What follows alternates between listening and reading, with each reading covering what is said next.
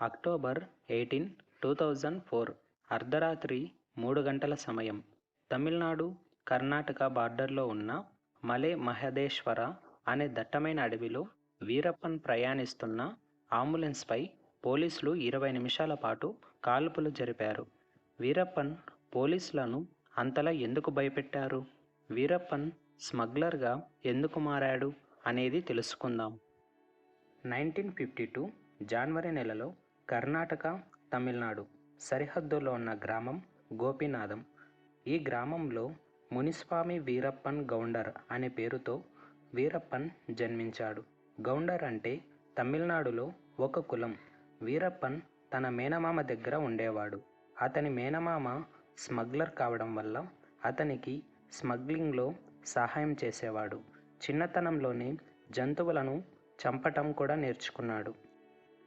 వీరప్పన్ 17 సంవత్సరాల వయసులో ఏనుగు దంతాలు తీసుకుపోతూ ఒక ఫారెస్ట్ ఆఫీసర్కి దొరికాడు. ఆ ఫారెస్ట్ ఆఫీసర్ అతన్ని పట్టుకోగా అతన్ని నుంచి తప్పించుకోవడానికి అతన్ని కాల్చి చంపడంతో అదే తన మొదటి హత్యగా వీరప్పన్ నేర జీవితాన్ని ప్రారంభించాడు.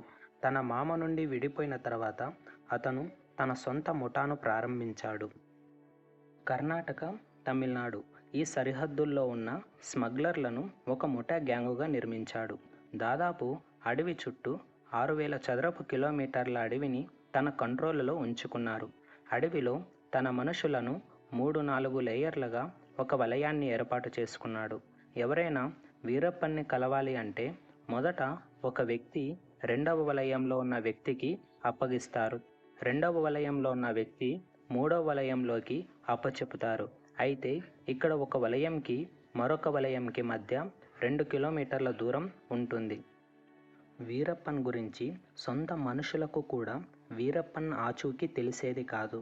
ఆ ప్రాంతంలో తనకు వ్యతిరేకంగా ఎవరు కనిపించినా, అనుమానం వచ్చినా వారిని చంపేవాడు.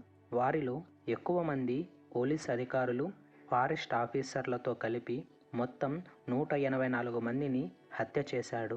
ఏనుగులను, వాటి దంతాల కోసం వీరప్పన్, అతని గ్యాంగు కలిసి దాదాపు 2,000 ఏనుగులను చంపేశారు.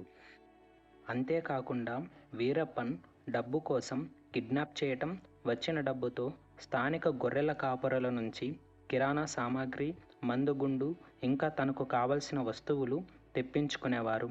మిగిలిన మొత్తం డబ్బును చెట్ల కింద ప్లాస్టిక్ సంచుల్లో కలుషితం కాకుండా ఉండేలా బ్యాగులపై పురుగుల మందులు స్ప్రే చేసి పాతిపెట్టేవాడు. అతను మొదటిసారిగా 1972 సంవత్సరంలో ఒక పోలీస్ ఇన్ఫార్మర్ వల్ల వీరప్పన్ పోలీసులకి దొరికాడు. కానీ అరెస్ట్ అయిన కొన్ని గంటల్లోనే తప్పించుకొని పోలీస్ ఇన్ఫార్మర్లుగా ఉన్న వారిని గుర్తించి చంపడం మొదలుపెట్టారు. అయితే ఇన్ఫార్మర్లను చంపుతుంటే ఏం చేస్తున్నారు అని కోర్టు ప్రశ్నించి ఆ ప్రాంతానికి 41 మంది పోలీస్ అధికారులు, అటవీశాఖ అధికారులతో కూడిన బృందాన్ని విచారణకు పంపించారు. ఆ బృందం ప్రయాణిస్తున్న 2 వాహనాలు కర్ణాటకలోని పోలార్ వద్ద రాగానే ఆ వాహనాల కింద మందు పాత్ర పెట్టి పేల్చేశారు. ఈ బృందంలో 22 మంది సభ్యులు మరణించారు.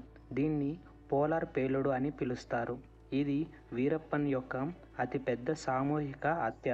అప్పటి నుంచి ప్రభుత్వం దృష్టిలో మోస్ట్ వాంటెడ్ కిల్లర్గా వీరప్పన్ మారిపోయాడు.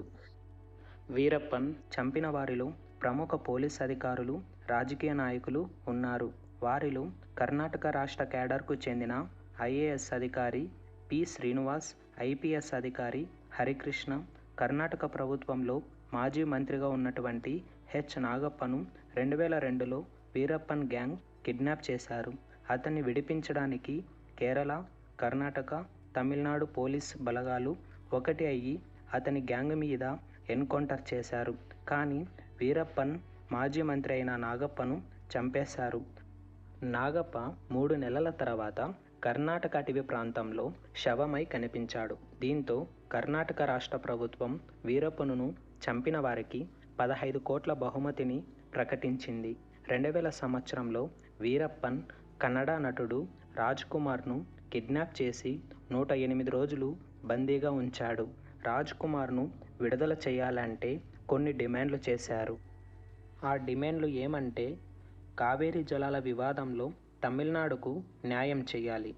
జైలులో ఉన్న కొంతమంది తమిళ అతివాదులను విడుదల చేయాలి. తమిళాన్ని కర్ణాటక రెండవ అధికార భాషగా చేయాలని డిమాండ్ చేశారు. అయితే అతని విడుదల కోసం కర్ణాటక ప్రభుత్వం 20 కోట్ల దాకా వీరప్పన్కు ఇవ్వవలసి వచ్చింది. చర్చల అనంతరం రాజ్కుమార్ను విడుదల చేశారు. అప్పటికే వీరప్పన్ను చంపడం ప్రభుత్వానికి ఒక సవాల్గా మారింది. అదే టైంలో వీరప్పన్ చంపడానికి స్పెషల్ టాస్క్ ఫోర్స్ను ఏర్పాటు చేశారు. దీనికి ఐపీఎస్ అధికారి కె. విజయకుమార్ నేతృత్వంలో తమిళనాడు, కర్ణాటక రాష్ట్రాలకు చెందిన పోలీసులు ఉన్నారు. వీళ్ళు కలిసి ఒక ఆపరేషన్ చేపట్టారు. అది ఏమంటే, పోలీసులు తమ వేషాలు మార్చి వ్యాపారులుగా, బస్ కండక్టర్లుగా నటిస్తూ అటవీ ప్రాంతంలో కొన్ని సంవత్సరాలు స్థానికులతో కలిసిపోయి వీరప్పన్, అతని కదలికలను కనిపెట్టడం చేశారు. పోలీసులు వీరప్పన్ను చంపే అవకాశం కోసం 1991 నుంచి ఎదురు చూడగా అక్టోబర్ 18, 2004న ఆ అవకాశం వచ్చింది.